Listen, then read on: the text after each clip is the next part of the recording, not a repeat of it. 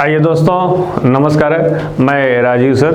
मित्रों, आज हम लोग देखते हैं ये प्रैक्टिस, ये कहते हैं डेमो क्लास में लेक्चर नंबर तीसरा अथवा डेमो क्लास पेड क्लास तीसरे में हम लोग किस विषय पे चर्चा करने के लिए उपस्थित हुए हैं। देखिए मित्रों, आज हम लोग देखेंगे कारक प्रकरण पे कैसे कैसे हमारे आपके ये टेट और सुपर टेट में प्रश्न पूछा जाता है, कहाँ कहाँ से किस किस मेजर पार्ट से यहाँ से प्रश्न पुटअप किया जाता है, तो उन बिंदु विशेष पर हम लोग चर्चा करते हैं। मित्रों, जैसे मान लीजिए आपसे मैंने ये प्रश्न पूछ ही लिया कि कारक शब्द कैसे बना हुआ है, तो देखिए कारक शब्द के लिए कहा जाता है मित्रों कि कारक शब्द जो बना हुआ है इसमें कृ धातु है। कौन सी धातु है? ये कृ धातु और अड़ल प्रत्यय के योग से क्या बनता है? ये कारक शब्द बनता है। और ये आपके परीक्षा में पूछा भी गया है कि कारक शब्द में कौन सी धातु तथा कौन सा प्रत्यय प्रयुक्त है। तो देखिए इसमें कृ धातु है और उल प्रत्यय के योग से क्या बनता है? ये कारक शब्द बनता है। ये कहते हैं इसको डायरेक्ट कार आदेश करा लिया जाता है और इसमें इसको दोनों को नामकरण करके लोप कर लेते हैं और इस उ के स्थान पे अक आदेश कर लेते हैं। एक सूत्र है योर नाको से। अब इसको जोड़ देते हैं तो ये आएगा र में मिल जाएगा, तो ये बन जाएगा आपका कारक है। तो कारक शब्द में कौन सा प्रत्यय प्रयुक्त किया गया है, तो ये आप जानते रहिएगा कि इसमें अड़ुल प्रत्यय है। अड़ुल प्रत्यय से ये कारक शब्द निर्मित होता है। मित्रों, प्रश्न ये उठता है कि कारक कितने होते हैं। तो देखिए कारक 6 होते हैं। कितने होते हैं? कारक 6 होते हैं, जबकि विभक्तियां कितनी होती हैं? सप्त होती हैं। ये कहा जाता है कि कारक प्रकरण से विभक्त्यर्थ प्रकरण से इसको बोधित किया जाता है। कारक प्रकरण से विभक्त्यर्थ का बोध भी होता है, लेकिन विभक्तियां संस्कृत में 7 होती हैं और कारक कितने होते हैं? 6 होते हैं। जी मित्रों, तो ये 6 कारक कौन कौन से होते हैं, इसके लिए देखिए कारिका दी गई है। कर्ता कर्म च करणम, कर्म च करणम, संप्रदानम तथैव च,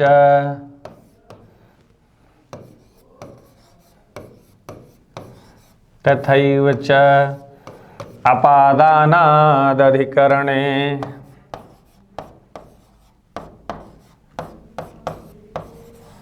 अधिकरणे इत्याहु कारकाणि षड्।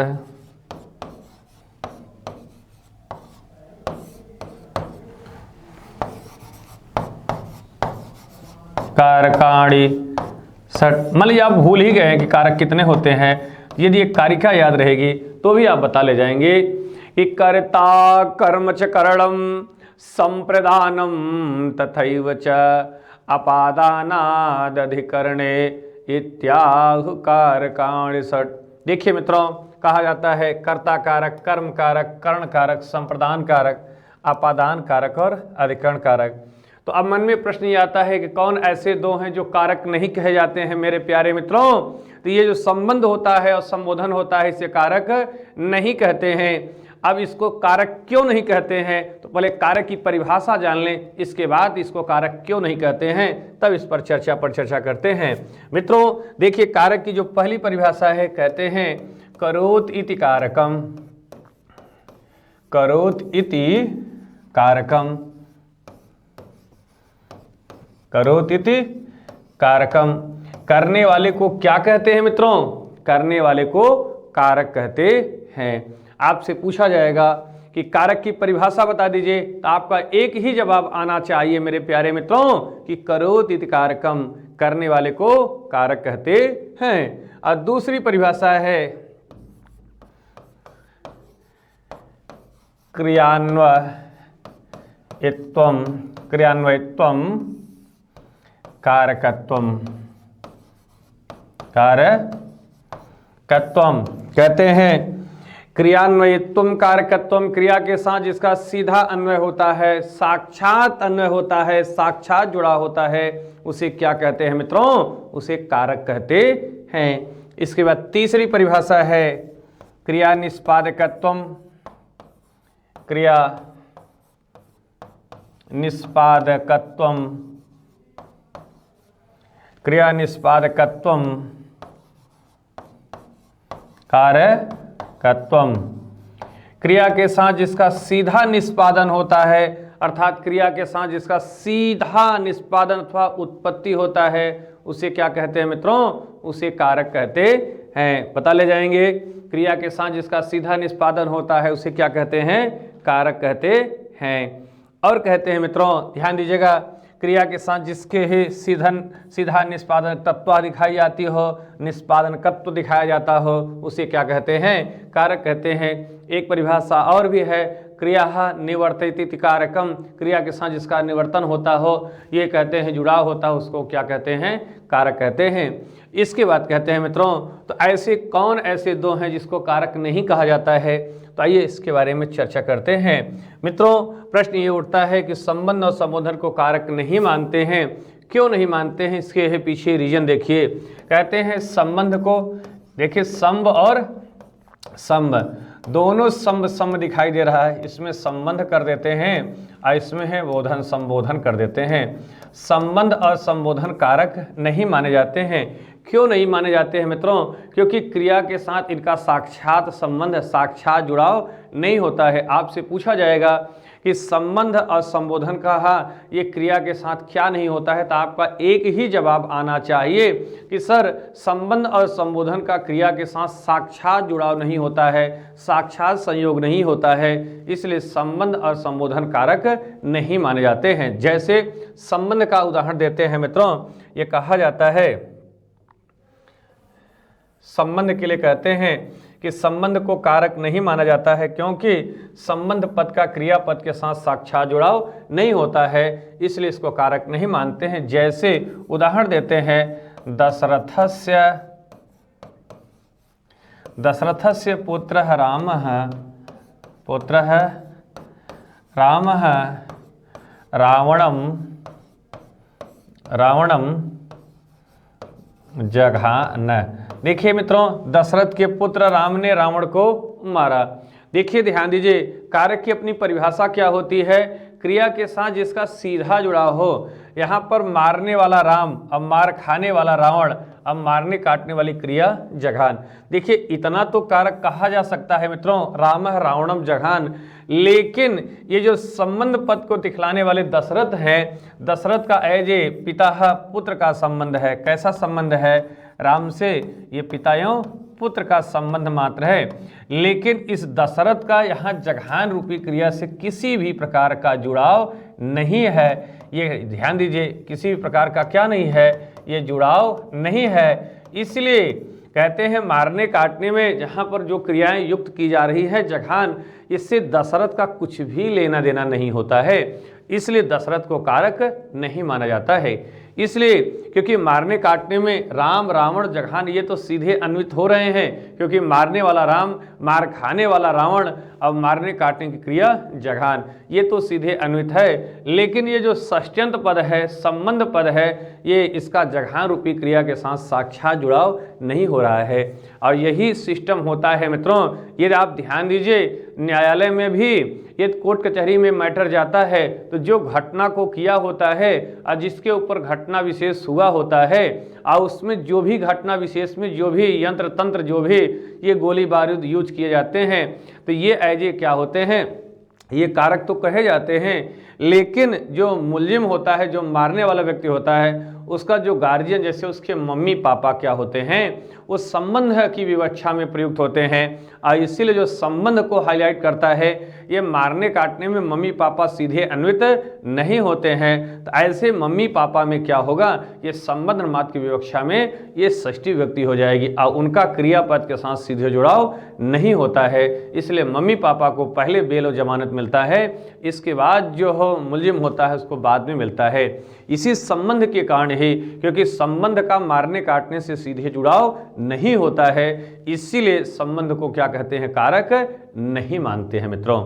जी मेरे प्यारे मित्रों, अब आप कहेंगे नहीं, मारने वाला जो बेटा है उसके साथ उसके मम्मी पापा भी उसकाने के लिए खड़े होते हैं, तब वहाँ पर मम्मी पापा भी कारक के रूप में जोड़ लिए जाएंगे, तब उसके मम्मी पापा ये दादी दादा में जाएंगे, अथवा वो भी होंगे तो फिर उससे आगे बढ़ेंगे। जो एज ए केवल संबंध को ही दिखा रहा हो, उसका मारने काटने की क्रिया से सीधे जुड़ाव न दिखाया जा रहा हो, वही एज ए क्या कहलाता है, संबंध कहलाता है, और संबंध को कारक नहीं माना जाता है। जी मित्रों, इसके बाद दूसरा है आपका संबोधन, क्योंकि संबोधन को भी कारक नहीं मानते हैं और उसका उदाहरण देते हैं, कहते हैं संबोधन को भी कारक नहीं मानते हैं मित्रों। और उसके पीछे रीजन ये है, कहते हैं संबोधन पद का भी क्रियापद के साथ साक्षात जुड़ाव नहीं होता है, इसलिए संबोधन भी कारक नहीं होता है। जैसे कहते हैं हे मोहन, हे मोहन त्वं विद्यालयं गच्छसि, त्वं विद्यालयम गच्छसि। मित्रों ध्यान दीजिए, हे मोहन तुम विद्यालय जाते हो, यहाँ पर हम लोग देखते हैं क्योंकि त्वम कहाँ का है, सह तौ ते, त्वम मध्यम पुरुष का है, और गच्छति गच्छता गच्छन्ति गच्छसि ये भी कहाँ का है, ये भी मध्यम पुरुष का है। तो त्वम गच्छसि तुम विद्यालय जाते हो, इतना तो सीधे अन्वित हो रहा है, इतना तो सीधे कारक कहा जाएगा। लेकिन हे मोहन ये जो संबोधन को दिखाया जा रहा है, इससे गच्छस रूपी क्रिया से साक्षात जुड़ाव नहीं है, इसलिए आपसे पूछा जा रहा है कि संबोधन को भी कारक नहीं कहा जाएगा। क्यों? क्योंकि संबोधन का भी इस गच्छस रूपी क्रिया के साथ साक्षात जुड़ाव नहीं है मित्रों, इसलिए संबोधन कारक नहीं माना जाता है। अब प्रश्न उठता है, जैसे अब एक तरफ हम लोग कारक लिख लेंगे और दूसरे तरफ है ये चिन्ह विशेष लिख लिया जाता है। जैसे मैंने आपसे कहा कारक, इधर लिख लेते हैं आप, ये कहते हैं ये चिन्ह विशेष। जैसे आप ये जानते हैं, कक्षा 6 से ही पढ़ते चले आ रहे हैं, कर्ता के लिए कौन सा चिन्ह विशेष लगाया जाता है, कर्ता ने कर्म को करण से के द्वारा, से के द्वारा संप्रदान, संप्रदान के लिए और अपादान, अपादान से अलग, से अलग, और संबंध जिसको आप कारक नहीं मानते हैं, संबंध इसको आप क्या नहीं मानते हैं, इसको कारक नहीं मानते हैं, का, के, की, रा, रे, री।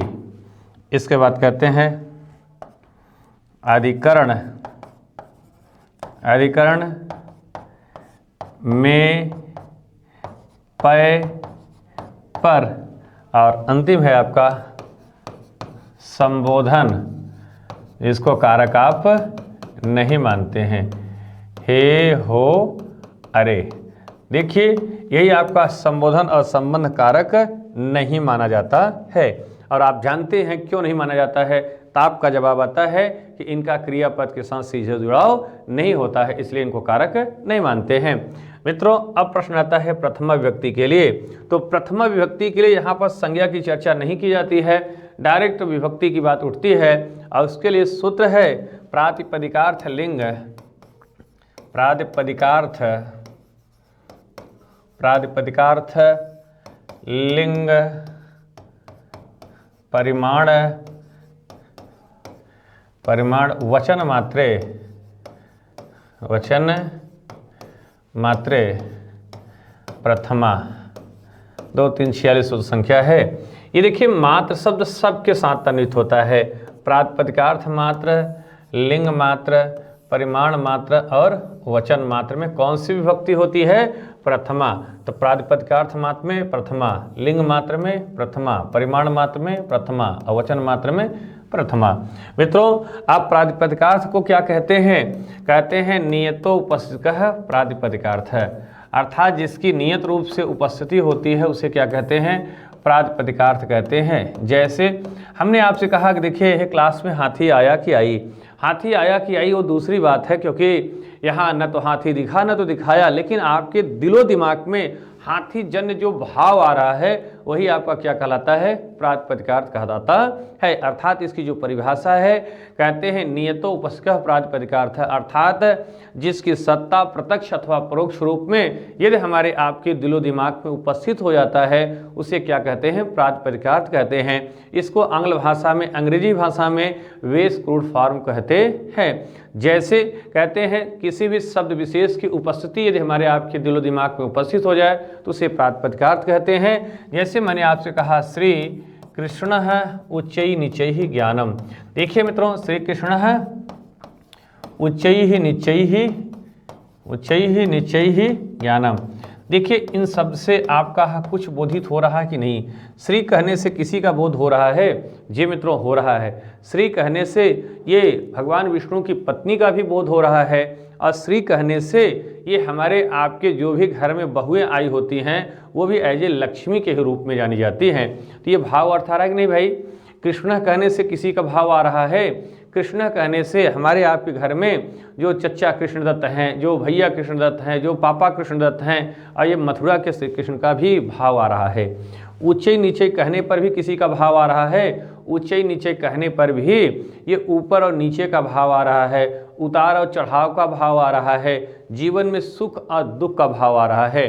और ज्ञानम कहने पर भी किसी का भाव आ रहा है, ज्ञानम कहने पर भी एक पढ़े लिखे सभ्य व्यक्ति का भाव आता है।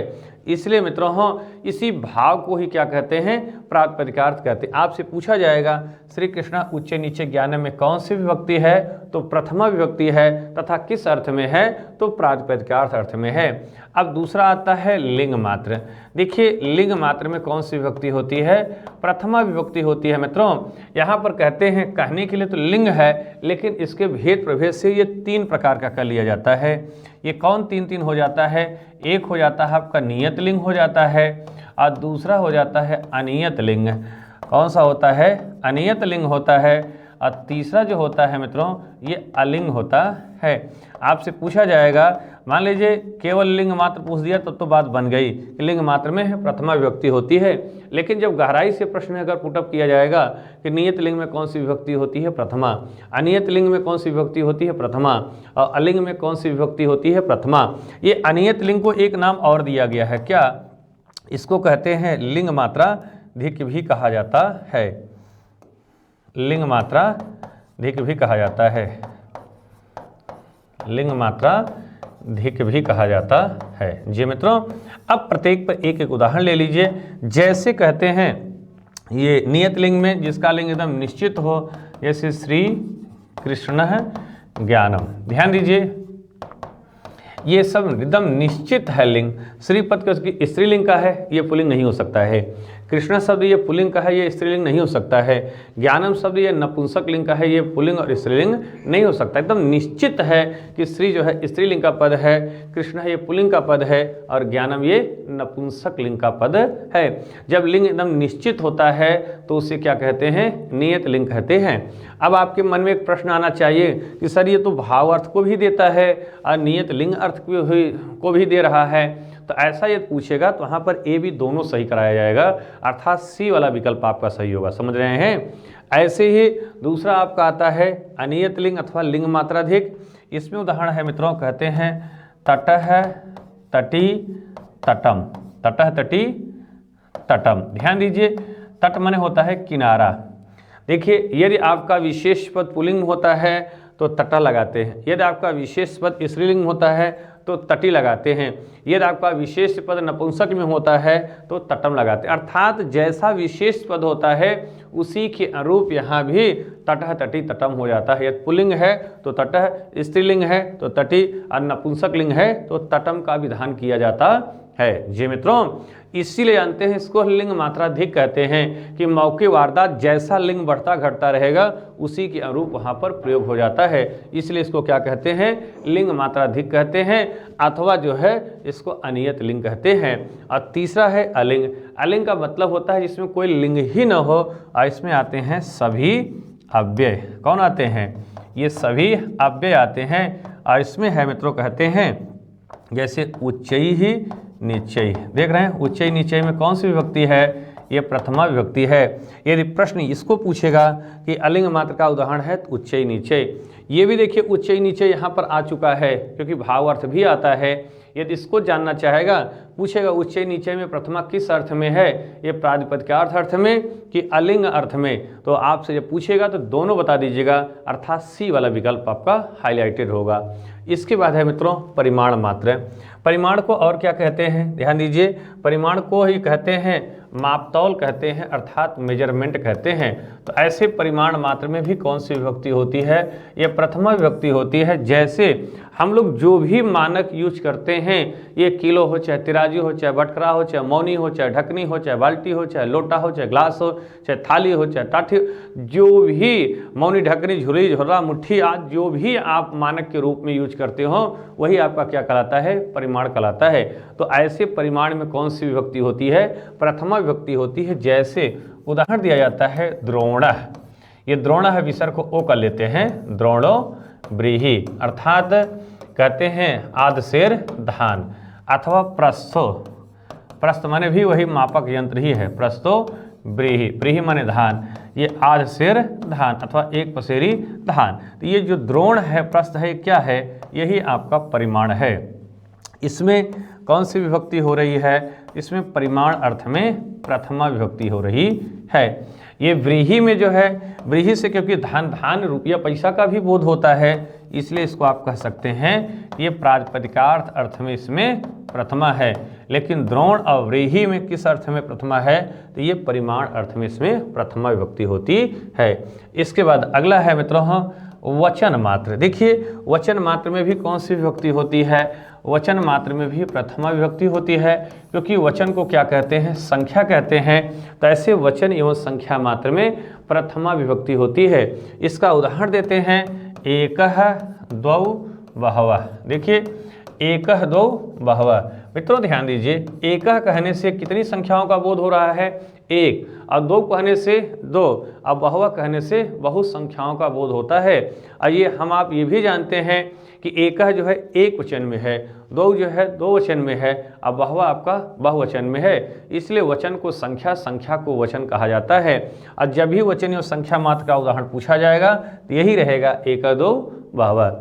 इसके बाद मित्रों हम कहते हैं, ये कहते हैं संबोधने च, संबोधन को प्रथमा का ही रूप माना जाता है। जैसे हम कहते हैं हे मोहन, हे राम, में कौन सी विभक्ति है? तो आपका जवाब आएगा कि ये संबोधन है, और संबोधन ये प्रथमा का ही रूप कहा जाता है। इसके बाद आता है मित्रों द्वितीय विभक्ति। द्वितीय विभक्ति में है कर्म संज्ञा करने वाला सूत्र है। वो कौन सा सूत्र है मित्रों? ये सूत्र है आपका कर्तुः ऋप्सिप्तमम् कर्म, कर्तुः ऋप्सिप्तमम् कर्म।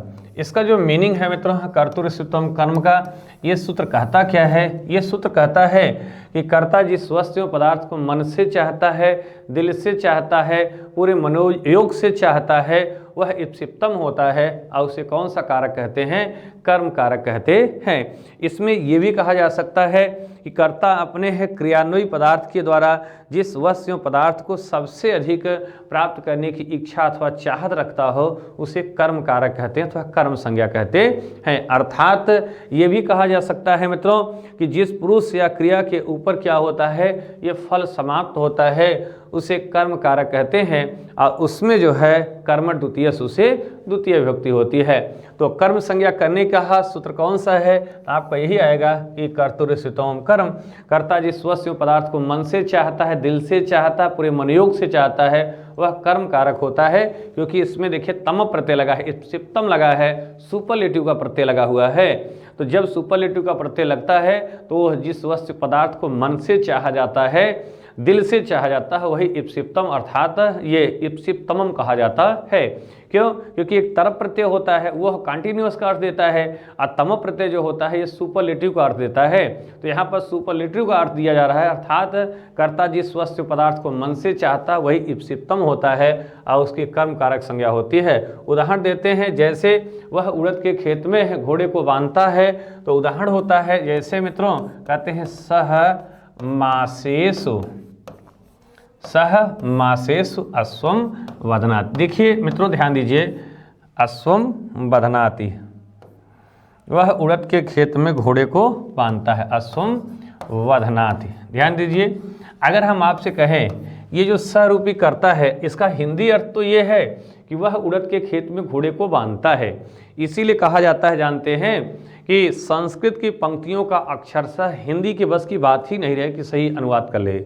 इसका जो मीनिंग है, सही मीनिंग यह है कि कोई ये व्यक्ति विशेष है, वो घोड़े को इतना कस के बांधना चाहता है, इतना मन से बांधना चाहता है कि सारा उड़द बच जाए। इसलिए कर्ता जो है स है, वह किसको चाहता है? वह घोड़े को मन से बांधना चाहता है, दिल से बांधना चाहता है, तो इसलिए इसकी कौन सी संज्ञा हो रही है, इसकी कर्म संज्ञा हो रही है। और इसमें कर्मठ द्वितीय सूत्र से क्या होती है, ये कर्मठ द्वितीय सूत्र से द्वितीय विभक्ति होती है।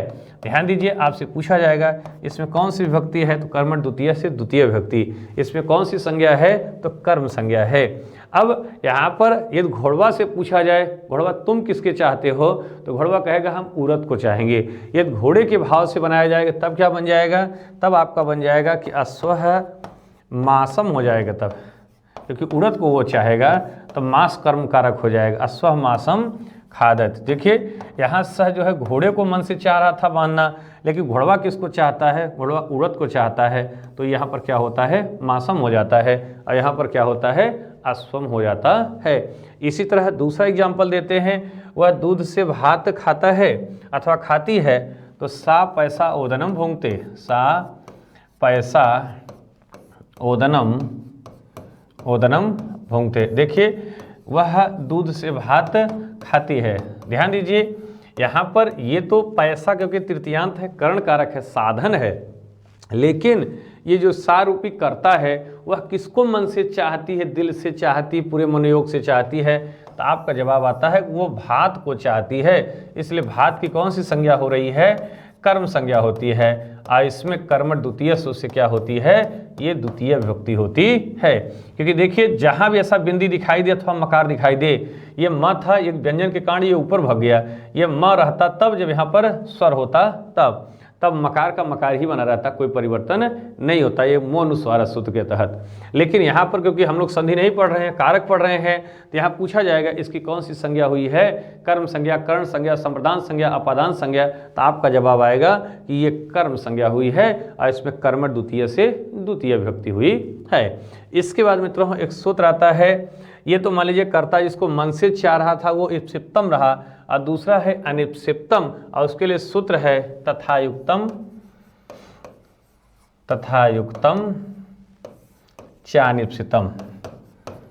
चानिप्सितम। देखिए ये सूत्र कहता क्या है, ये सूत्र कहता है कर्ता जिस वस्तु एवं पदार्थ को आधे मन से चाहता है, अन्य मनस्क भाव से चाहता है, बेमन से चाहता है, एकदम अलगर्जू भाव से चाहता है, उस वस्तु एवं पदार्थ की भी ये अनिप्सित कही जाती है, उसकी भी कर्म संज्ञा होती है। जैसे माना कि मान लीजिए आपके सर ही हमको हो क्या खिलाना पिलाना चाह रहे हों, सर हमको जो है ये चाय पिलाना चाह रहे हों, लेकिन वहीं बगल से जो है हम कहते हैं, मान लीजिए है मोहन निकल के आते हैं, हमको देखें, अब हमको देखें क्योंकि हमसे पढ़ रहे हैं तो मोहन हमसे युक्त हो जाते हैं। क्यों? क्योंकि जो हो ये नितिन सर चाय पिलाने वाले हैं, उनके हम हो गए इप्सित। क्यों? क्योंकि उनका उद्देश्य हमको चाय पिलाना, तो मेरी कर्म संज्ञा तो हो कर्तृस्वतम कर्म से हो जाएगी, लेकिन हमसे युक्त हो गए कौन, ये सोहन। अब सोहन को नितिन सर चाय पिलाना नहीं चाह रहे थे, लेकिन मर्यादा में उनको भी चाय पिला रहे हैं। अब देखिए हम और सोहन दोनों लोग तो चाय पी रहे हैं, लेकिन जो पैसा देने वाले हैं हमारे नितिन सर, वो गुस्सा का घूंट पी रहे हैं। क्यों? क्योंकि वो सोच रहे हैं कि अब हमको ही पैसा देना पड़ेगा। तो इसलिए मित्रों ये कर्ता नितिन सर का ये क्या हो गए, सोहन हो गए अनिप्सित, अब मैं क्या हो गया, इप्सित। मेरी कर्म संज्ञा होगी कर्तृस्वतम कर्म से, और सोहन हमसे युक्त है तो सोहन की कर्म संज्ञा हो जाएगी तथायुक्तम चानिप्सितम सूत्र से, और उसमें कर्मठ द्वितीय सूत्र से द्वितीय विभक्ति होती है। जैसे उदाहरण दिया जाता है कि सह ग्रामम गच्छन तृणम स्मृत, सह ग्रामम गच्छन तृणम स्पृशति, वह गांव जाते हुए तिनके को छूता है। देखिए मित्रों गांव जाना तो ये तो मोस्टली था, क्योंकि गांव जाएंगे तभी ये घास फूस टच होगा, ये गांव नहीं जाते तो घास फूस टच ही नहीं होता। तो यहाँ पर देखिए गांव जाना ये तो आपका इप्सित रहा है, इसकी कर्म संज्ञा होगी कर्तृस्वतम कर्म से, लेकिन जाते जाते ये जो टच हो जाता है तिनका, ये आपका क्या है, इसको आप कहेंगे कि ये अनिप्सित है, ये अनजान में टच हो जाता है, इसलिए अनिप्सित है। और इसकी कर्म संज्ञा किस सूत्र से होती है, तो आपका जवाब आता है सर ये तथायुक्तम चानिप्सितम सूत्र से इसकी क्या होती है, ये कर्म संज्ञा होती है। स्फुतम सूत्र से इसकी कर्म संज्ञा होती है, और इसमें सर जी कर्मठ द्वितीय सूत्र से क्या होती है, इसमें कर्मणि द्वितीय सूत्र से ये द्वितीय विभक्ति होती है। बता ले जाएंगे मित्रों जी, बहुत ही अच्छी बात है। अब प्रश्न उठता है, दूसरा एग्जाम्पल देते हैं। आपसे जब भी पूछा जाएगा जो अन्यमनस्क भाव से है लेकिन ये इससे युक्त है, ये कहीं न कहीं इससे से युक्त ही तो है। देखिए, तो ऐसे अनिश्चित की क्या हो रही है, कर्म संज्ञा हो रही है तथायुक्तम चानिश्चितम सूत्र से। इसके बाद दूसरा एग्जाम्पल देते हैं, कहते हैं वह भाग तो खाते हुए विष को खाती है अथवा खाता है, तो सा ओदनम ओदनम भुंजानो भुंजानो विषम भुंगते विषम भुंगते। ध्यान दीजिए, वह भात को खाते हुए विष को खाती है। तो देखिए, यहाँ भात खाना तो इप्सित रहा, लेकिन भात खाते खवाते क्या खावा जा रहा है, ये विष। ये खाने वाली जो महिला है वो नहीं जान रही कि चावल में कुछ ऐसा विषैला वस्तु पदार्थ इसमें तरल है, ये फैला है। वो चावल को खाते है, भात को खाते खाते वो क्या खा ले रही है, विष खा लेती है। तो ये विष क्या है, ये विष खाना ये अनिश्चित है। तो ऐसे अनिश्चित की कर्म संज्ञा हो रही किस सूत्र से, तथायुक्तम चानिश्चितम सूत्र से। इसकी क्या होती है मित्रों, इसकी कर्म संज्ञा होती है तथा कर्मठ द्वितीय सूत्र से इसमें क्या होती है, ये द्वितीय विभक्ति होती है। जी मित्रों, आपसे पूछा जाएगा इसमें कौन सी विभक्ति होती है, तो द्वितीय विभक्ति होती है। किससे, तो ये कर्मठ द्वितीय से द्वितीय होती है और अनिश्चित होने के कारण ये तथायुक्तम चानिश्चितम सूत्र से इसकी कर्म संज्ञा होती है। अब इसकी कर्म संज्ञा यदि पूछ लिया जाए तो इसकी कर्म संज्ञा तो कर्तुस्तम कर्म से हो जाएगी, कर्म द्वितीय से द्वितीय हो जाती है। अब जानते हैं प्रत्येक सूत्र का उदाहरण भी क्या होता है, फिक्स होता है। इसमें जब भी पूछा जाएगा तो ये विष ही पूछा जाएगा। अब जैसे मान लीजिए कोई ये महिला सोच ले, ठान ले कि हम इस दुनिया में रहेंगे ही नहीं, अब हम मर ही जाएंगे, तब तो भाई देखो विष अगर वो मन से पी लेती है तब तो वो इप्सित हो जाएगा और उसकी कर्म संज्ञा हो जाएगी किस सूत्र से, उसकी कर्म संज्ञा हो जाएगी, ये कहते हैं कर्तुरितोम कर्म से, अब कर्म द्वितीय से द्वितीय व्यक्ति। लेकिन अगर तो कोई भी महिला अपने पति को सुधारने के लिए उसको दिखा करके अगर विष का प्याला गट गट गट गट पीती है, तब वो क्या होगा, तब वो अनिश्चित होगा, क्योंकि वो मरना नहीं चाह रही है। उसका विकल्प वो दवाई रखी होती है कि जब अगर दवा के लिए नहीं ले जाएंगे तो हम दवा खा करके अपने आप को बचा लूँगी, तब वहाँ पर क्या हो जाएगा, अनिश्चित हो जाएगा और उसकी कर्म संज्ञा किस सूत्र से हो जाएगी, ये कहते हैं तथायुक्तम चानिश्चितम सूत्र से कर्म संज्ञा और कर्म द्वितीय से द्वितीय व्यक्ति। ऐसे ही मित्रों एक सूत्र आता है अकस्थन च। ये सूत्र क्या कहता है, जो हम लोग अनिश्चित की कर्म संज्ञा ये है तथायुक्तम चानिश्चितम सूत्र से कर रहे होते हैं, तो ये 16 धातुएं आती हैं। इन 16 धातुओं के योग में जो गौण कर्म होता है उसकी कर्म संज्ञा किस सूत्र से होती है, उसकी कर्म संज्ञा तब अकस्थन च से होती है। तो कहीं न कहीं हमें आपको इन 16 धातुओं में बांध दिया गया होता है कि इन 16 धातुओं में अनिश्चित की कर्म संज्ञा अकस्थन च से होगी, इससे हट करके जो भी होगा उसकी कर्म संज्ञा तथायुक्तम चानिश्चितम से होती है। तो उसके लिए जो सूत्र है उस सूत्र का नाम है अकस्थन च। कौन सा सूत्र है, ये अकस्थन च सूत्र है। इसमें कहते हैं अकस्थन च सूत्र से जो भी अनिश्चित होगा उस अनिश्चित की क्या होती है, ये कर्म संज्ञा होगी अकस्थन च से, कर्मठ द्वितीय से द्वितीय विभक्ति होती है। इसमें 16 धातुएं गिनाई गई हैं। वो 16 धातुएं कौन कौन सी हैं, ये 16 धातुएं हैं दुहयाच पच दंड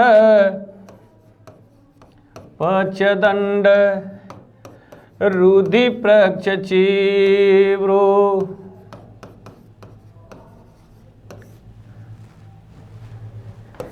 चीव्रो सासजीय माथ मुसामरे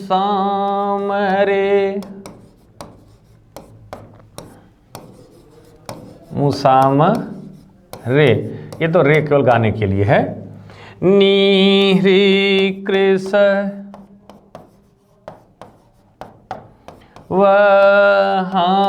वहामरे, ये भी रे क्या है, केवल गाने के लिए है। देखिए दो माने होता है दुहना, याच माने होता है मांगना, पच माने होता है पकाना, दंड माने होता है दंड विधान, रुद्ध माने होता है रोकना, पक्ष माने होता है पूछना, ची माने होता है चुनना, भ्रू माने होता है बोलना, सास माने होता है शासन करना, जी माने होता है जीतना, मत माने होता है मथना, मुस माने होता है चुराना, नी माने होता है ये साधारण ले जाना, हरी का मीनिंग होता है हरण करके ले जाना, कृष का मीनिंग होता है खींच करके ले जाना, और वह का मीनिंग क्या होता है ये ढो करके ले जाना।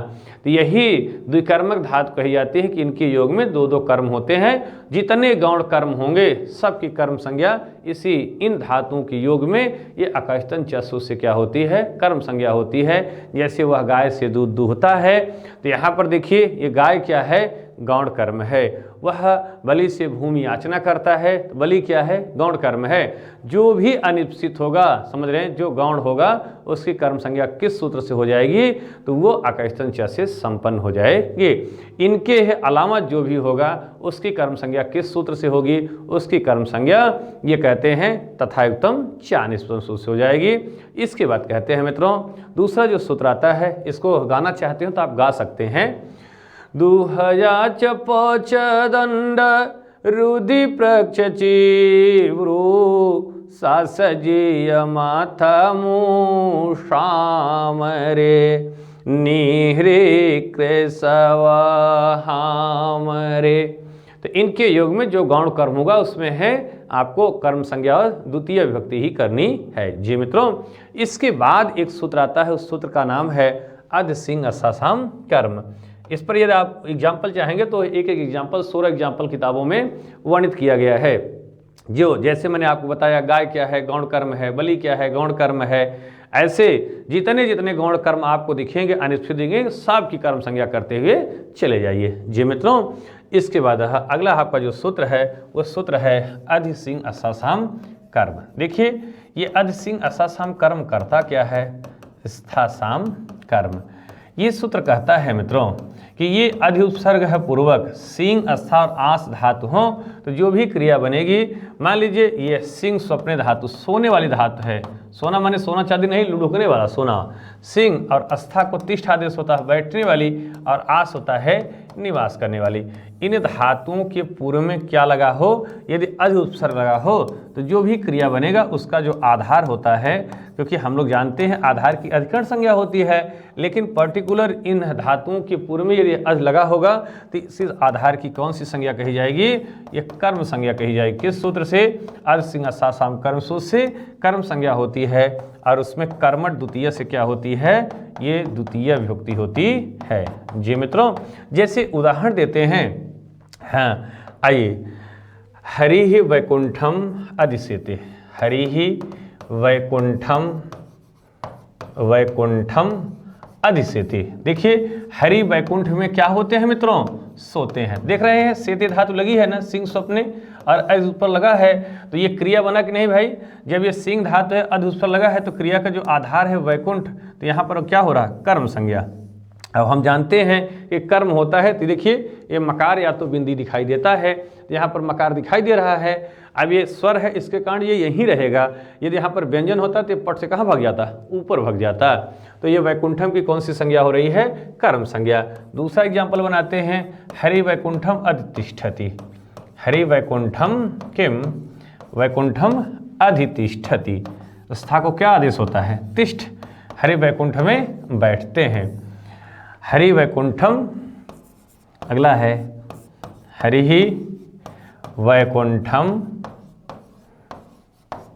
अधिधन आस्ते, यण संधि होकर क्या बन जाएगा, अध्यास्ते। देखिए तो सिंह अस्था आस धातु दिखाई दिया सब में, और सब में अधि लगा है, तो ये जो क्रिया का आधार हो रहा है वैकुंठ की कौन सी संज्ञा कही जाएगी, ये कर्म संज्ञा कही जाएगी।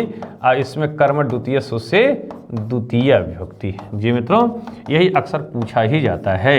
इसमें कर्म संज्ञा किससे हुआ, सिंह असासाम कर्म से, और कर्म द्वितीय सूत्र से क्या होता है, कर्म द्वितीय से ये द्वितीय विभक्ति होता है, पता ले जाएंगे। अब मान लीजिए अधि उस पर न लगा हो तभी वैकुंठम वैकुंठम नहीं होगा, तब समय वैकुंठे वैकुंठे हो जाएगा। इसलिए क्योंकि आधार की अधिकरण संज्ञा होती है, लेकिन ये पर्टिकुलर अधि के कारण ही एक कर्म संज्ञा जबरदस्ती बना दिया जा रहा है, असिंह असासाम कर्म सूत्र से। इसके बाद एक सूत्र आता है, उस सूत्र का नाम है मित्रों, कहते हैं अभिनिविश्च। कौन सा सूत्र आता है, ये आता है अभिनिविश्च।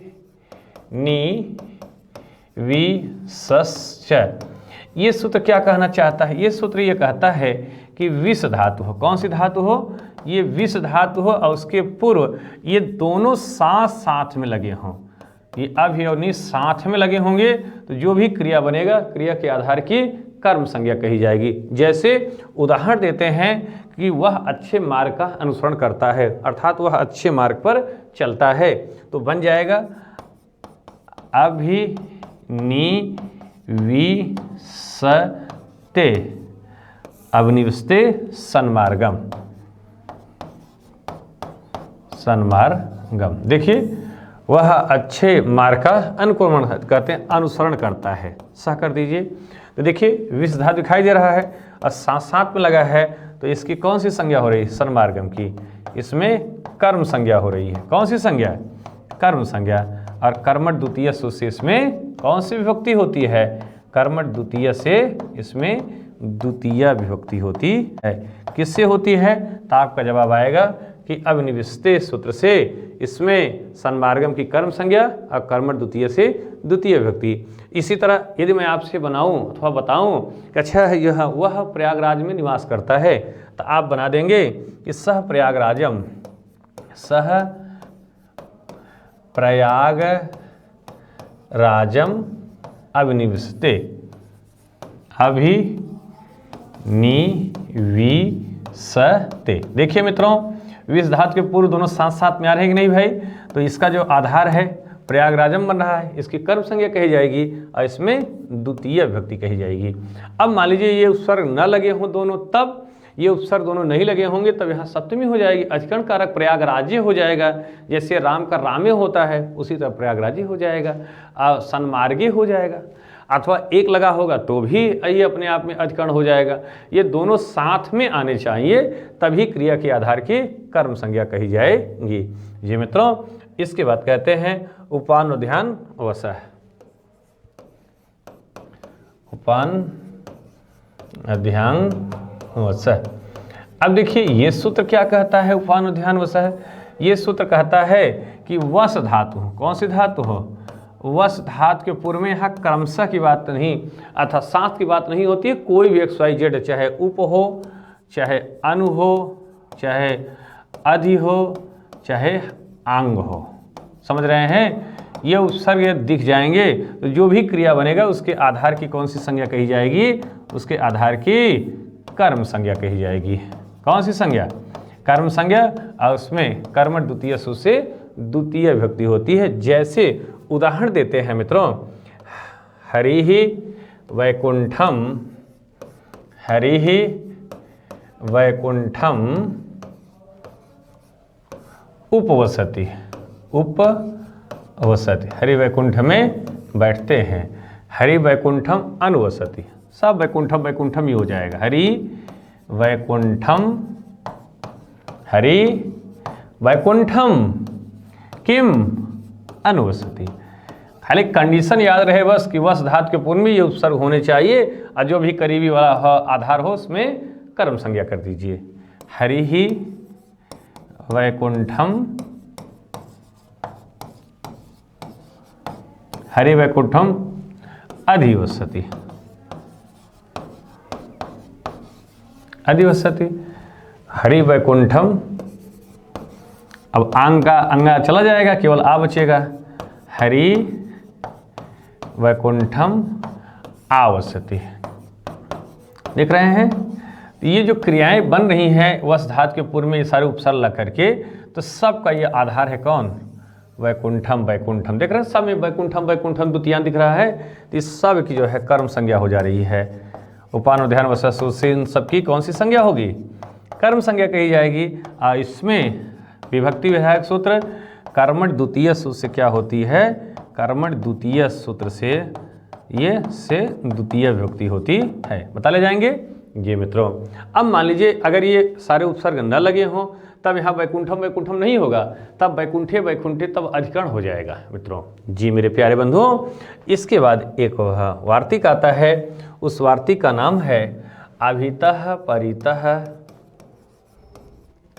अभितः परितः समया निकषा हा प्रतियोगे अपि, ये आपका वार्तिक है। ये कहता क्या है? अविता का मीनिंग होता है दोनों ओर, परिता का मीनिंग होता है चारों ओर, समया का मीनिंग होता है समीप, निक्सा का मीनिंग होता है निकट, हा का मीनिंग होता है धिक्कार, अप्रत का मीनिंग होता है और। तो इन 6 अव्यय पदों के योग में कौन सी विभक्ति हो जाती है? ये द्वितीय विभक्ति होती है। इसीलिए यहाँ पर डायरेक्ट द्वितीय हो रही है और इसको उपपद विभक्ति के अंतर्गत जाना जाता है। जैसे कृष्णम अभितः, कृष्णम अभितः, अभितः ग्वालौ अस्तः, कृष्ण के दोनों ओर ग्वाले हैं। देख रहे हैं कृष्ण के दोनों ओर कौन है? ग्वाले हैं। अभितः के योग में कृष्णम में द्वितीय, किससे? अभितः परितः समया निक्सा हा प्रतियोगे अब से। कहते हैं कृष्णम परितः, कृष्णम, देखिए ये स्वर था जिसलिए म ही रह गया, अब व्यंजन आ रहा है क्योंकि प, इसलिए ऊपर भग गया। कृष्णम परितः किम गोपिकाः सन्ति, कृष्ण के चारों तरफ गोपिकाएं हैं। गोपिकाः सन्ति, कृष्ण के चारों तरफ कौन है? गोपिकाएं हैं। कहते हैं मंदिरम, मंदिरम समया, मंदिरम समया तड़ागः अस्ति। देखिए मित्रों ध्यान दीजिए, तड़ागः अस्ति, तो समया के योग में मंदिरम में द्वितीय, परितः के योग कृष्णम में द्वितीय, अभितः के योग में कृष्णम में द्वितीय। इसके बाद कहते हैं विद्यालयम निक्सा, विद्यालयम निक्सा, विद्यालयम निक्सा, विद्यालयम निक्सा वृक्षाः सन्ति, विद्यालय के निकट क्या है? वृक्ष है। तो देखिए ये निक्सा के योग में विद्यालय में द्वितीय और हा कृष्णा अभक्तम, हाय कृष्ण के अभक्तों, धिक्कार है, धिक्कार है। तो हा के योग में अभक्तम में कौन विभक्ति? द्वितीय विभक्ति। इसके बाद अगला है बुभुक्षितम, बुभुक्षितम न प्रतिभाति किंचित, प्रतिभाति किंचित। मित्रों भूखे को कुछ भी अच्छा नहीं लगता है, भूखे को कुछ भी अच्छा नहीं लगता है। तो देखिए प्रत के योग में विभूषितम में क्या हो गई? ये द्वितीय विभक्ति हो गई। भूखे को सच में कुछ भी अच्छा नहीं लगता है, ये सच में कोई भूखाया ही क्यों न हो, समझ रहे हैं? ये उससे कह दीजिए हे भैया सुनो सुनो सुनो सुनो, अरे आवा यहाँ भाई यहाँ, तोरे मेहरी का हाल चाल बताई, वो भाग खड़ा होगा। क्यों? क्योंकि जो भूखाया ही क्यों न हो तो उसको उस समय केवल है दाल भात रोटी चटनी अचार आदि अच्छा लगेगा, समझ रहे हैं? जब भूख लगी ही क्यों नहीं होती है तो उसमें लगता है कि जो भी मिले ईटा पाथर में पेट में डाल करके ये क्षुधा तृप्त कराऊं, समझ रहे हैं? इसलिए मित्रों यदि आपसे पूछा जाए कि दुनिया में सबसे प्यारी क्या होती है तो आपका एक ही जवाब आना चाहिए कि ये भूख होती है। ये भूल करके भी मत कहिएगा कि दुलही होती है, नहीं मामला फंस जाएगा, समझ गए? तो इसलिए प्रत के योग में द्वितीय, हा के योग में द्वितीय, निक्सा के योग में द्वितीय, अभितः के योग में द्वितीय, प्रत्यय के योग में द्वितीय, समया के योग में द्वितीय और निक्सा के योग में द्वितीय। बता ले जाएंगे, बहुत ही अच्छी बात। इसके बाद तृतीय विभक्ति का सूत्र आता है साधकतम कर्णम। मित्रों ये कहा जाता है साधकतम कर्णम में क्रिया सिद्धो प्रकृष्टोपकारकम कर्ण संयम स्यात्, अर्थात जिस वस्तु पदार्थ की सबसे अधिक सहायता ली जाती है, साधकतम कर्णम, क्रिया की सिद्धि में जिस वस्तु पदार्थ की सबसे अधिक सहायता ली जाती है उसे कर्ण कारक कहते हैं और उसमें कर्त कर्णयों तृतीय सु से तृतीय विभक्ति होती है। जैसे हम लिखने में सबसे अधिक सहायता किसका ले रहे हैं? हाथ का, हाथ क्या है? कर्ण कारक है। देखने में सबसे अधिक सहायता आँख का, आँख क्या है? कर्ण कारक है। जैसे हम कहते हैं आप यहाँ आने में यदि किसकी सबसे अधिक सहायता लेंगे? पैर की, तो पैर आपका क्या हो जाएगा? कर्ण कारक। अर्थात क्रिया को सिद्ध करने में जिस वस्तु एवं पदार्थ की सबसे अधिक सहायता ली जाती है उसकी क्या होती है? कर्ण कारक संज्ञा होती है और उसमें कर्त कर्णयों तृतीय से तृतीय विभक्ति होती है। जैसे रामः बाणेन, देखिए बाणेन, रामः बाणेन बालिम हतवान। देखिए यहां पर किसके द्वारा राम मार रहे हैं बताइए? बाण से। तो बाण क्या हो गया? मारने में सबसे अधिक सहायक कौन है? बाण है। तो बाण की कौन सी संज्ञा हो रही है? बाण की करण संज्ञा हो रही है। और इसमें ये कहा जाए साधकतम कर्णम सु से इसकी करण संज्ञा होती है। और इसमें विभक्ति विधायक सूत्र कौन है? कर्ति करणयोस तृतीय सूत्र से ये क्या होती है मित्रों? इसमें तृतीय विभक्ति होती है। कर्ति करणयोस तृतीय सूत्र से इसमें तृतीय विभक्ति होती है। बता ले जाएंगे जी मित्रों। ऐसे एक वाच्य के तहत भी इसमें बनाते हैं। जैसे कहते हैं रामेण, अनुक्त कर्ता कर दिए, इसमें भी तृतीय। रामेण बाणेन, अब ये बाली हो जाए क्योंकि उक्त हो गया, प्रथमा हो गया। बाली हतः, राम के द्वारा बाण से बाली मारा गया। तो कर्ण कारक तो आपका यही रहेगा, बदलने वाला नहीं है, क्योंकि मारने में सबसे अधिक सहायक कौन है? बाण ही है। तो कर्ण कारक आपका यही है, कर्ण संज्ञा। कर्त कर्णयोस तृतीय से इसमें क्या होता है? ये तृतीय विभक्ति होता है। और इसमें भी क्योंकि तृतीय है, ये कर्ता है। और ये अनुक्त कर्ता में भी क्या होता है? ये तृतीय विभक्ति होता है। ये स्वतंत्र कर्ता से इसकी कर्त संज्ञा होती है, कर्त कर्णयोस तृतीय से इसमें भी तृतीय विभक्ति होता है। लेकिन जब पूछेगा कर्ण कारक तो आपको इसी को हाईलाइट करना है, बाण को ही हाईलाइट करना है जी मित्रों। इसके बाद एक सूत्र आता है, उस सूत्र का नाम है सहयुक्ते अप्रधाने। कौन सा सूत्र है? सहयुक्ते अप्रधाने। ये सूत्र कहता क्या है? ये सूत्र कहता है मित्रों कि सह शब्द का योग होता हो तो जो अप्रधान होता हो उसमें तृतीय विभक्ति होती है। इसी का एक वार्तिक है, स साकम सार्धम समम योगेपि तृतीय स्यात्। यह स शब्द हो अथवा इसका अर्थ देने वाला चाहे सार्धम हो, चाहे समम हो, चाहे कहते हैं चाहे सम हो, चाहे समम हो, चाहे सार्धम हो, इनके योग में आपको तृतीय विभक्ति किसमें कहनी है? अप्रधान में। जैसे कहते हैं मान लीजिए है ये पिता पुत्र के साथ आता है तो पुत्र पिता के साथ आता है एज ए कंडीशन, क्योंकि दोनों एक दूसरे के साथ। यदि पिता ये है वह बड़ा है, पुत्र छोटा है, तो स्वाभाविक है कि पिता के साथ पुत्र आएगा।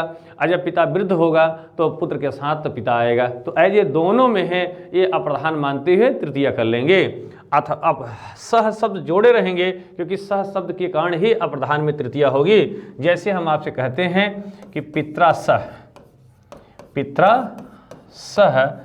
पुत्र आगत। तो देखिए मित्रों ये स शब्द है, इसके योग में ये जो अप्रधान है इसमें कौन विभक्ति हो रही है? तृतीय। जब इसी को पलट देते हैं तो ये है पुत्रेण हो जाता है। पुत्रेण स पिता आगत। देखिए स शब्द देख रहे हैं, स शब्द है और जो अप्रधान है इसमें कौन सी विभक्ति हो रही है? यही यहाँ पर पिता अप्रधान है और यहाँ पर क्या है? ये पुत्र अप्रधान है। पुत्र क्या है? अप्रधान है। अब कहते हैं जहाँ सह लगाए हैं यहाँ आप साकम भी लिख सकते हैं, सार्धम भी लिख सकते हैं, समम भी लिख सकते हैं। सह हो अथवा सह का अर्थ देने वाले कोई दूसरे अव्ययभी हो, चाहे सार्धम चाहे समम आदि, तो भी क्या होता है? जो अप्रधान होता है उसमें तृतीय विभक्ति होती है। इसके बाद एक सूत्र आता है, उस सूत्र का नाम है मित्रों एनांग विकार।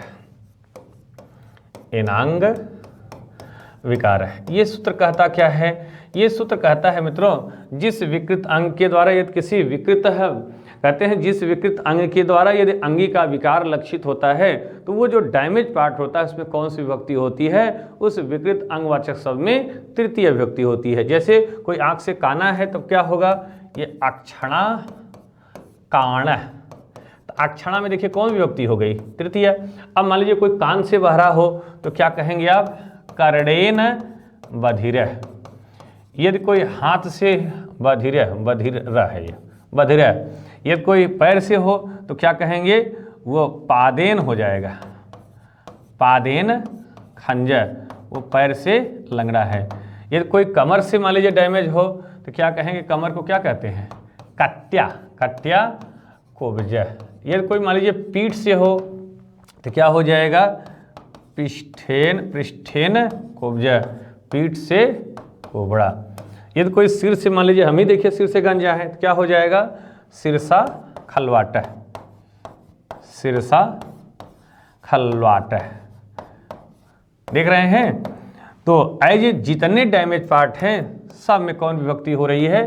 तृतीय विभक्ति। किस सूत्र से? एनांग विकार सूत्र से। इसके बाद एक सूत्र आता है, उस सूत्र का नाम है मित्रों इत्थंभूत लक्षणे। इत्थंभूत लक्षणे। ये सूत्र क्या कहता है? इत्थंभूत लक्षणे ये सूत्र कहता है जब कोई व्यक्ति विशेष किसी चिन्ह विशेष से द्योतित होता हो, सूचित होता हो, लक्षित होता हो, तो जिस ये कहते हैं वस्तु विशेष से ये द्योतित होता है उसमें कौन सी विभक्ति होती है? उस चिन्ह विशेष में तृतीय विभक्ति होती है। जैसे वह जटाओं से तपस्वी मालूम होता है तो जटा में क्या हो जाएगी? तृतीय विभक्ति। जैसे सह जटाभिस तापसः प्रतीयते। देखिए वह जटाओं से तपस्वी मालूम होता है, तो ये जटा में कौन सी विभक्ति हो गई? तृतीय। इसी तरह यदि कोट से पुलिस मालूम होता है तो सह कोटेन किम, ये अधिवक्ता प्रतीयते, अधिवक्ता प्रतीयते। इसी तरह सह कोटेन दुल्हा प्रतीयते, सह वर्देन वर्दी से, सह वर्देन आरक्षक, वह वर्दी से आरक्षक प्रतीत होता है। देखिए कौन सी विभक्ति हो रही? सब चिन्ह विशेष में इत्थंभूत लक्षणेषु से तृतीय विभक्ति होती है। इसके बाद है मित्रों चतुर्थी विभक्ति। इसमें कहते हैं कर्मणा यमप्रति संप्रदानम, कर्मणा यमभिप्रैति स संप्रदानम, अर्थात दान कर्म के द्वारा संप्रदानम, यहाँ होगा संप्रदानम। दान कर्म के द्वारा कर्ता जिसको उन्मुख करना चाहता है, संतुष्ट करना चाहता है, तो जो प्राप्त कर्ता संतुष्ट होता है उसकी संप्रदान संज्ञा होती है। समझ गए? दान कर्म के द्वारा कर्ता जिसको संतुष्ट कराना चाहता है, मस्त कराना चाहता है, डांस कराना चाहता है, तो जो संतुष्ट होने वाला व्यक्ति विशेष होता है उसकी संप्रदान संज्ञा होती है और उसमें चतुर्थी संप्रदाने से चतुर्थी विभक्ति होती है। जैसे कहते हैं राजा ब्राह्मण को गाय दान देता है, तो क्या बन जाएगा? राजा ब्राह्मणाय, ब्राह्मण ही तो संतुष्ट हो रहा है गाय को प्राप्त करके, ब्राह्मणाय गाम ददाति। देखिए यहाँ पर ब्राह्मण की भी कौन सी संज्ञा हो रही है? संप्रदान संज्ञा, और इसमें है संप्रदान संज्ञा। किस सूत्र से? तो आपका आता है आंसर कि सर कर्मणा विपरीत संप्रदानम से संप्रदान संज्ञा होती है, और इसमें चतुर्थी संप्रदाने सूत्र से, चतुर्थी संप्रदाने सूत्र से यहाँ पर चतुर्थी विभक्ति होती है। जी मित्रों, इसी तरह हम कहते हैं, आप कहते हैं चतुर्थी विभक्ति होती है। ये कहते हैं नृपः, या ऐसा भी एक उदाहरण बनता है, नृप माने भी राजा होता है, नृपः ब्राह्मणाय गाम ददाति। देखिए तो गाय रूपी कर्म के द्वारा राजा किसको संतुष्ट कराना चाहता है? राजा को, अरे ब्राह्मण को। तो ब्राह्मण की कौन सी संज्ञा हो रही है? संप्रदान संज्ञा, इसमें चतुर्थी संप्रदाने से चतुर्थी विभक्ति होती है। इसके बाद एक वार्तिक आता है क्रिया यमविपरीत सोऽपि संप्रदानम। कौन सा वार्तिक आता है? क्रिया यमभिप्रैति सो अपि संप्रदानम, अर्थात कहते हैं अकर्मक क्रिया के द्वारा कर्ता जिसको संतुष्ट कराना चाहता है, तो जो संतुष्ट होने वाला व्यक्ति विशेष होता है उसकी क्रिया यमविपरीत सो अपि संप्रदानम इस वार्तिक से संप्रदान संज्ञा होती है। जैसे कहते हैं सा पत्ते सेते, वह पति के लिए शयन करती है। तो देखिए यहाँ पर इस सा के सोने से कौन खुश हो रहा है? पति। असेते सयाते सेरते ये अकर्मक क्रिया है और यहाँ द्वितीयांत पद नहीं रखा जाएगा। तो पत्ते की पति, पतिम पत्या पत्ते, कौन सी संज्ञा हो गई? संप्रदान संज्ञा और चतुर्थी संप्रदाने से चतुर्थी विभक्ति। यही बात मान लीजिए पलटिया मार दिए, भाई पत्नी ही के लिए भी तो पति सो सकता है, तो क्या हो जाएगा बताइए? सह पत्न्यै, पत्नी पत्नीम पत्न्या पत्न्यै सेते, वह पत्नी को खुश करने के लिए सोता है। तो यहाँ पर देखिए पत्नी की कौन सी संज्ञा हो गई? संप्रदान संज्ञा। किस वार्तिक से? तो क्रिया एवं प्रयुक्त सोपि संप्रदानम इस वार्तिक से संप्रदान संज्ञा होती है। जी मित्रों, इसके बाद कहते हैं रुच्यर्थानाम प्रियमाण, अर्थात रुचि अथवा रुचि अर्थ वाली धातुओं का प्रयोग हो। रुच्यर्थानाम प्रियमाण, तो यहाँ पर कहते हैं प्रियमाण, रुचि अथवा रुचि अर्थ वाली धातुओं का प्रयोग हो तो वहाँ पर जो प्रियमाण होता है अर्थात जो प्रसन्न होने वाला व्यक्ति होता है उसकी कौन सी संज्ञा होती है? संप्रदान संज्ञा होती है। जैसे कहते हैं भक्ति से हरि खुश होते हैं, तो देखिए हरये रोचते भक्ति, देखिए रुचि अर्थ वाली धातु का प्रयोग है। भक्ति से कौन खुश हो रहा है बताइए? रुचि वाले धातु का प्रयोग है। देख रहे हैं रुचि, तो हरि जी खुश हो रहे हैं तो हरि हरिम हरिणा हरये। इसी तरह विष्णु खुश होंगे तो क्या हो जाएगा? विष्णवे रोचते भक्ति, विष्णवे रोचते किम भक्ति। समझ में आई बात? तो रुचि अथवा रुचि के अर्थ वाली कोई भी धातु हो, रुचि की अर्थ देने वाली हो, तो जो खुश होने वाला है उसकी संप्रदान संज्ञा हो जाती है।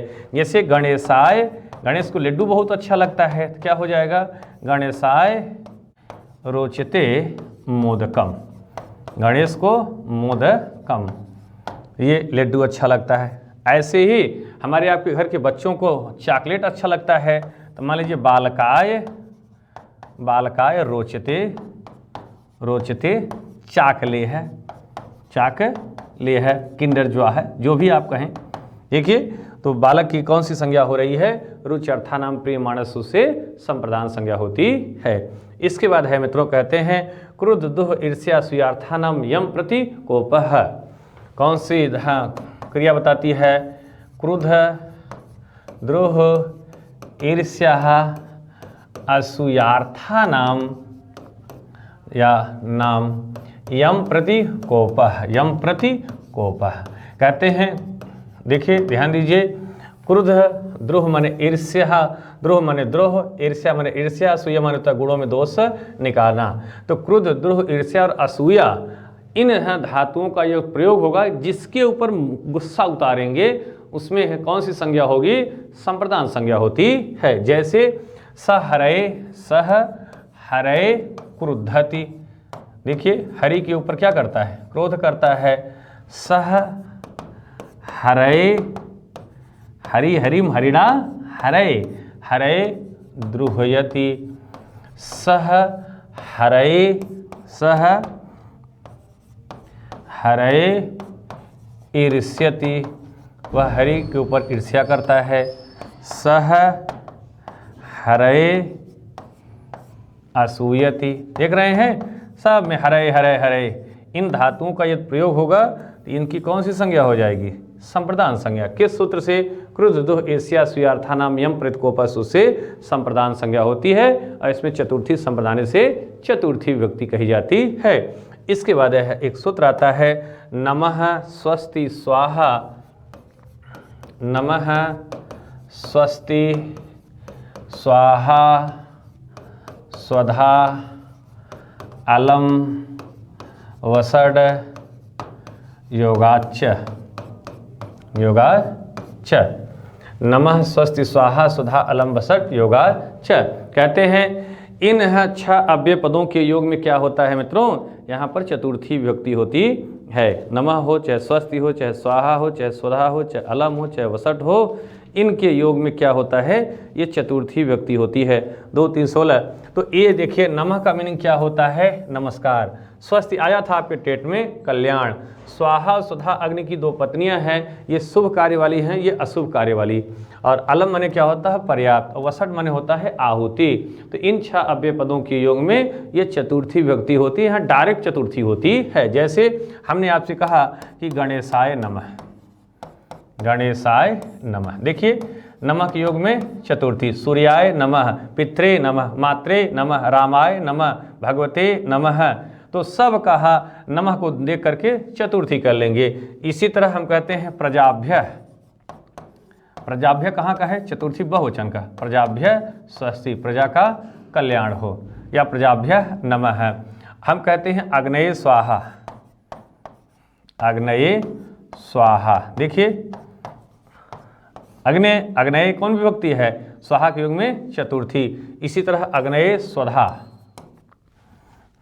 अग्नये स्वधा। देखिए अग्नये स्वधा, स्वधा के योग में अग्नये में चतुर्थी। हम कहते हैं अलम, अलम के योग में क्या होता है, ये चतुर्थी होता है। जैसे हम कहते हैं रामाय अलम, रामाय अलम। राम क्या है, पर्याप्त हैं। किसके लिए पर्याप्त हैं, जिसके लिए आप समझते हो, पढ़ने के लिए, मारने के लिए, मार खाने के लिए, रामाय अलम। इसके बाद कहते हैं ये इंद्राय, इंद्राय वसट। तो मित्रों कहने का भाव ये है, चाहे नमा हो, चाहे स्वस्थ हो, चाहे स्वधा हो, चाहे सुधा हो, चाहे अलम हो, चाहे वसट हो, इसके योग में आपको चतुर्थी विभक्ति ही बोलना है। तो ये मित्रों हो, ये चतुर्थी विभक्ति तक ये कारक का एज ए समरी रहा जी मित्रों, और हमको लगता है कि आपको ये बहुत अच्छा लग रहा होगा। अब कहते हैं ये आइए है पंचमी विभक्ति में चलते हैं मित्रों। पंचमी विभक्ति की चर्चा पर चर्चा करने के पहले ये हम लोगों का अपना जो प्लान है इसको समझ लीजिए। हम लोग ये आपको डेमो क्लास दे रहे हैं यूट्यूब पे, आप लोग इसको एकदम इंजॉय तरीके से इसको पढ़ते रहिए। अब प्रश्न ये उठता है कि हम लोग ये सुपर टेट का जो बैच लॉन्च अनाउंस किए हुए हैं 15 तारीख से, उस पर हम लोग प्रत्येक वीडियो को अपना दे रहे हैं, समरी वीडियो दे रहे हैं आपको। अब इसका एक एक पार्ट वाइज स्थिरता के साथ भी सारा प्रसंग आपके सामने उकेरा जाएगा। अब मान लीजिए आपको हमारे अपने चैनल से ये जुड़ने की अपेक्षाएं होती हैं, तो आप जाएंगे मोबाइल ऐप पे, जब आप स्टडी 91 सर्च करेंगे गूगल में, ये कहते हैं ऐप को डाउनलोड करेंगे और ये आपके सामने है विशेष मोबाइल नंबर है जो कि आपको सूचना मात्र इस पर प्राप्त होती रहेगी। और ये नंबर है आपका, कहते हैं 9455 069 191 एक नंबर तो ये है मित्रों। और दूसरा नंबर हम लोगों का है 7734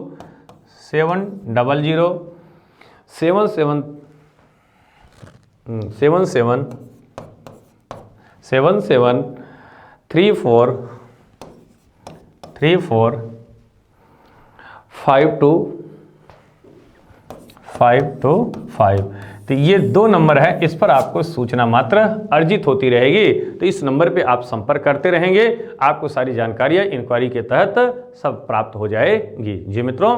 और हमारा जो अपना बैच है, ये टेट का भी बैच वीडियो दिया जा रहा है, उसमें भी आप एडमिशन ले सकते हैं, संपर्क कर सकते हैं इस नंबर पे, उसका भी वीडियो जा रहा है। आज सुपर टेट को ये हम लोग डेमो को देने के अनंतर 15 तारीख से अनवरत ये वीडियो आपको ये पेड बैच में मिलता रहेगा जी मित्रों। अब आइए कहते हैं पंचमी विभक्ति की चर्चा करने के पहले ये जाने कि पंचमी विभक्ति होता कहाँ है। पंचमी विभक्ति जहाँ से जो अलगाव होता है उसकी अपादान संज्ञा होती है और उसमें अपादान पंचमी से पंचमी होती है। जैसे ये कहते हैं मान लीजिए लेखनी जहाँ से अलग हो रही है तो इसकी कौन सी संज्ञा होगी, इसकी अपादान संज्ञा कही जाती है। जैसे वृक्ष से पत्ता अलग होता है तो वृक्ष की कौन सी संज्ञा होती है, अपादान संज्ञा होती है। किस सूत्र से, ध्रुवम अपाय अपादानम से अपादान संज्ञा होती है और अपादान पंचमी से पंचमी विभक्ति होती है। तो आपसे प्रश्न उठाया जाएगा कि ध्रुवम अपाये अपादानम सूत्र से क्या होती है, तो आपका जवाब आना चाहिए जो वस्तु पदार्थ जहाँ से अलग होता है उसकी अपादान संज्ञा कही जाती है। जैसे वृक्षात पत्राणि पतंती। देखिए वृक्ष से पत्ते गिरते हैं। हम कहते हैं ग्रामाद मोहनः या रोहनः या रोहितः, ग्रामात रोहितः आगतः, गांव से रोहित आता है। देखिए तो रोहित कहाँ से आता है, गांव से आता है। तो गांव से अलग हो रहा है रोहित, इसलिए गांव की कौन सी संज्ञा होती है, अपादान संज्ञा होती है। जैसे कहते हैं वह कहाँ से गिरता है, वह कोठे से गिरता है तो सह प्रासादात आपतत, वह घोड़े से गिरता है तो सह अश्वात पतत अथवा पतंती, जो करना चाहते हो। तो अश्व की कौन सी संज्ञा होती है, अपादान संज्ञा। इसके बाद एक सूत्र आता है, उस सूत्र का नाम है भूवः प्रभवश्च। कौन सा सूत्र है, भूवः प्रभवश्च। ये सूत्र क्या कहता है मित्रों, ये सूत्र कहता है जहाँ भू धातु का कर्ता होना चाहिए और उसका जो उत्पत्ति स्थल होता है उस उत्पत्ति स्थल की क्या होती है, ये अपादान संज्ञा होती है और उसमें अपादान पंचमी से पंचमी विभक्ति होती है। जैसे कहते हैं हिमालयात गंगा प्रभवती, गंगा प्रहोत। देखिए भू धातु है, प्र उपसर्ग लगा हुआ है, गंगा करता है, इसका उत्पत्ति स्थल क्या है? हिमालय। हिमालय की कौन सी संज्ञा हो रही है? अपादान संज्ञा। ऐसा भी आप देखते हैं हिमवतो, क्योंकि ये पंचमी इसका ऐसे चलता है, हिमवान, हिमवंतम, हिमवता, हिमवते, हिमवतः, तो ये हिमवता है पंचमी का, तो हिमवतः गंगा प्रहोत, ऐसा भी उदाहरण देखा जाता है। जी मित्रों, इसके बाद आता है भित्तार्थानाम भय हेतु। एक सूत्र है, वो कौन सा सूत्र है? वो सूत्र है भित्तार्थानाम भय हेतु। ये सूत्र ये कहता है मित्रों, भित्तार्थानाम भय हेतु कि ये क्या होना चाहिए? भी धात और त्राण धात होनी चाहिए, और जो भय का मूल कारण होता है उसकी कौन सी संज्ञा होती है? अपादान संज्ञा होती है। जैसे कहते हैं चौरात भयम, देखिए वो चोर से डरता है। सर्पात भयम, सर्पात भयम। रक्ष माम नरक पापाद, देखिए नरक पापाद की अपादान संज्ञा, सर्पात की अपादान संज्ञा, चौरात की अपादान संज्ञा। तो किस सूत्र से हो रहा है मित्रों? भित्तार्थानाम भय हेतु सूत्र से इनकी अपादान संज्ञा होती है, और इसमें अपादान पंचमी से पंचमी जानी जाती है, समझी जाती है। कहते हैं आख्यातोपयोगे। आख्यातोपयोगी के लिए कहते हैं जिस गुरु अथवा आचार्य से नियम पूर्वक विद्या सीखी जाती है उसकी कौन सी संज्ञा होती है? आख्यातोपयोगे सूत्र से उसकी अपादान संज्ञा होती है। जैसे मान लीजिए हम ही से आप पढ़ रहे हैं तो क्या हो जाएगा? आचार्यात किम संस्कृतम पठते। जिससे आप पढ़ते हैं सारे गुरुजनों को आख्याता कहते हुए, क्योंकि आख्याता का मीनिंग ही होता है गुरु अथवा आचार्य। तो जिस गुरु अथवा आचार्य से नियमित विद्या सीखी जाती है तो ऐसे आख्याता की क्या होती है? ये अपादान संज्ञा होती है, और उसमें अपादान पंचमी से पंचमी विभक्ति होती है। इसके बाद एक सूत्र आता है, उस सूत्र का नाम है मित्रों, कहते हैं अंतर्धव एनाम दर्शनम इच्छति। कौन सा सूत्र है? ये सूत्र है अंतर्धव एन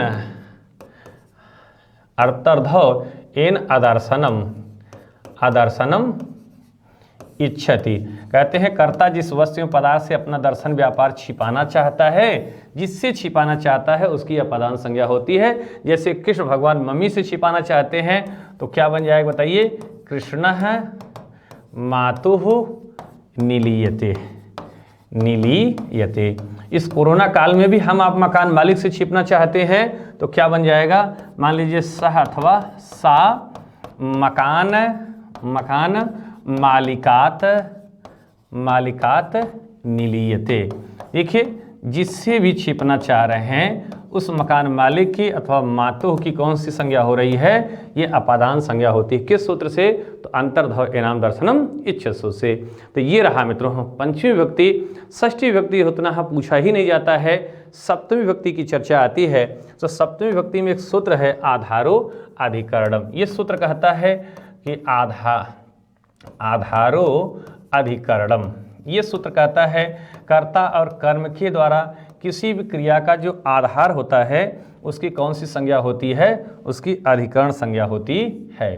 कौन सी संज्ञा होती? अधिकरण संज्ञा होती है। जैसे ये देखिए आपका क्या है? आधार है, और ये जो आप वृक्ष बनाए हैं ये क्या है? आधेय है।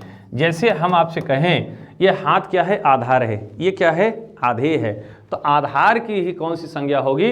अधिकरण संज्ञा होती है। जैसे राम और मोहन एक ही आसन पर बैठे हों तो दोनों की आधार की अधिकरण संज्ञा होती है, और उसमें सप्तम अधिकरण च से क्या होती है? ये सप्तमी विभक्ति होती है। जी मित्रों, इसके बाद प्रश्न उठता है, जैसे उदाहरण देते हैं कि आधार कितने प्रकार के होते हैं? तो 3 प्रकार के होते हैं। पहला आधार है आपका औपश्लेषिक आधार। कौन सा आधार है? औपश्लेषिक आधार है। और दूसरा आधार जो है मित्रों ये कहते हैं औपश्लेषिक आधार।